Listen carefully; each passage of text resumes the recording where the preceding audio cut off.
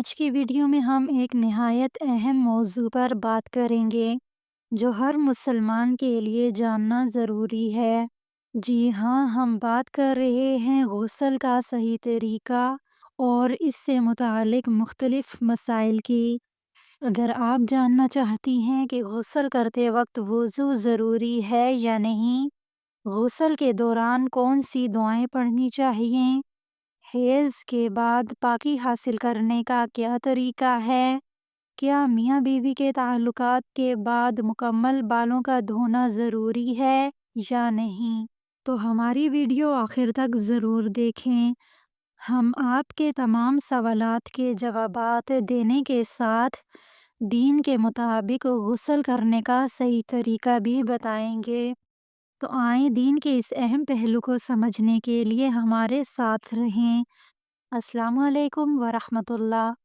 خواتین و حضرات، آج ہم ایک بنیادی دینی مسئلے پر بات کریں گے جو ہر مسلمان مرد اور عورت کے لیے نہایت ضروری ہے۔ آئیے ہم اپنے آج کے موضوع کو شروع کرتے ہیں۔ سب سے پہلے ہم جانیں گے غسل کرنے کا صحیح طریقہ کیا ہے۔ 7 پوائنٹ ہیں جنہیں آپ نوٹ کر لیں، یاد رکھنے میں آسانی ہوگی۔ دل میں نیت کریں جس وجہ سے آپ غسل کر رہے ہیں۔ مثال کے طور پر آپ یہ نیت کر سکتی ہیں کہ میں جنابت سے پاکی حاصل کرنے کے لیے غسل کر رہی ہوں، یا پھر حیض سے پاکی حاصل کرنے کے لیے غسل کر رہی ہوں۔ غسل کرنے سے پہلے بسم اللہ پڑھیں، پھر دونوں ہاتھ کلائی تک 3 مرتبہ دھوئیں۔ شرمگاہ اور اس کے آس پاس کی جگہ کو اچھی طرح دھوئیں۔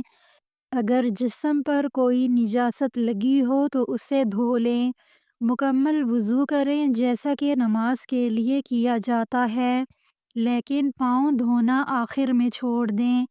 سر کے بالوں کو جڑوں تک پانی سے 3 مرتبہ دھوئیں، پہلے دائیں جانب، پھر بائیں جانب، اور آخر میں پورے جسم پر پانی بہائیں تاکہ کوئی حصہ خشک نہ رہے، ورنہ غسل مکمل نہیں ہوگا۔ اب آخر میں پاؤں دھو لیں۔ مبارک ہو، آپ کا غسل مکمل ہو گیا ہے۔ اب کپڑے پہن لیں اور یہ دعا پڑھیں: اللہم اجعلنی من التوابین واجعلنی من المتطہرین۔ اے اللہ، مجھے توبہ کرنے والوں اور پاکیزگی اختیار کرنے والوں میں شامل فرما۔ رکیے، ابھی ویڈیو مکمل نہیں ہوئی۔ کچھ اہم ہدایات ہیں جن پر عمل کرنا اور جاننا ضروری ہے۔ نیل پالش یا کوئی اور چیز جو پانی کے بدن تک پہنچنے میں رکاوٹ بنے، اسے اتارنا ضروری ہے۔ اگر عورت کے بال گوندے ہوئے ہوں تو جڑوں تک پانی پہنچانا کافی ہے۔ اگر بال کھلے ہوئے ہوں تو پورے بالوں کو تر کرنا ضروری ہے۔ اکثر لوگ گوندے ہوئے بالوں کے بارے میں غلط فہمی کا شکار ہوتے ہیں۔ گوندے ہوئے بالوں سے مراد آج کل کی گئی عام چوٹی نہیں، بلکہ پہلے زمانے میں بالوں کی چھوٹی چھوٹی مینڈیاں بنائی جاتی تھیں اور بالوں پر کچھ جیل وغیرہ لگایا جاتا تھا، اور عورتوں کے لیے غسل کے وقت ایسے بالوں کو کھولنے میں دشواری تھی، جس وجہ سے صرف بالوں کی جڑوں کو اچھی طرح بھگانے کا حکم دیا گیا۔ گوندے ہوئے بالوں کی تصویر آپ کو اسکرین پر شو ہو رہی ہوگی۔ آج بھی کچھ قبیلوں یا علاقوں میں اس طرح بال گوندنے کا رواج ہے، لیکن عام طور پر ایسا نہیں ہوتا۔ ایک سنگل چوٹی ہوتی ہے، اس کو کھولنے میں کوئی دشواری نہیں ہوتی۔ بالوں کو کھول کر جڑوں سمیت پورے بالوں کا تر کرنا لازم ہے۔ غسل سے پہلے وضو کرنا سنت ہے، لیکن اگر نہ کیا جائے تو بھی غسل مکمل ہو جاتا ہے، بشرط یہ کہ فرائض ادا کر دیے ہوں۔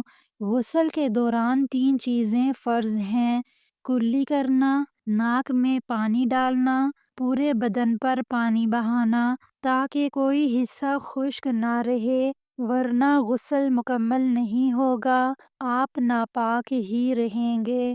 حیض اور جنابت کے بعد غسل کرنا فرض ہے تاکہ نماز اور دیگر عبادات ادا کی جا سکیں۔ حیض اور جنابت کے غسل کے لیے کوئی مخصوص جگہ ضروری نہیں، کہیں بھی پاک جگہ غسل کیا جا سکتا ہے۔ بلا ضرورت غسل میں تاخیر کرنا مکروہ ہے، خاص طور پر نماز کے وقت میں۔ غسل کا یہ مسنون طریقہ اور مسائل دین کی تعلیمات کے مطابق ہیں اور ان پر عمل کرنے سے پاکیزگی اور طہارت حاصل ہوتی ہے۔ غسل کے دوران کوئی دعا یا کلمہ پڑھنا جائز نہیں، بلکہ اگر جسم پر کوئی کپڑا نہ ہو تو برہنگی حالت میں خاموش رہنے کا حکم ہے۔ تو بہنوں، یہ تھا غسل کا صحیح طریقہ اور اس سے متعلق ضروری مسائل۔ اگر آپ کو یہ ویڈیو مفید لگی ہو تو اسے لائک کریں اور زیادہ سے زیادہ شیئر کریں، اور مزید ایسی معلوماتی ویڈیوز کے لیے ہمارے چینل کو سبسکرائب کریں۔ اگر آپ کے ذہن میں کوئی سوال ہے تو کمنٹ میں ضرور پوچھیں، اور اس ویڈیو سے متعلق اپنی رائے کا اظہار کمنٹ میں ضرور کریں۔ اللہ ہم سب کو دین کے صحیح احکام پر عمل کرنے کی توفیق عطا فرمائے۔ آمین۔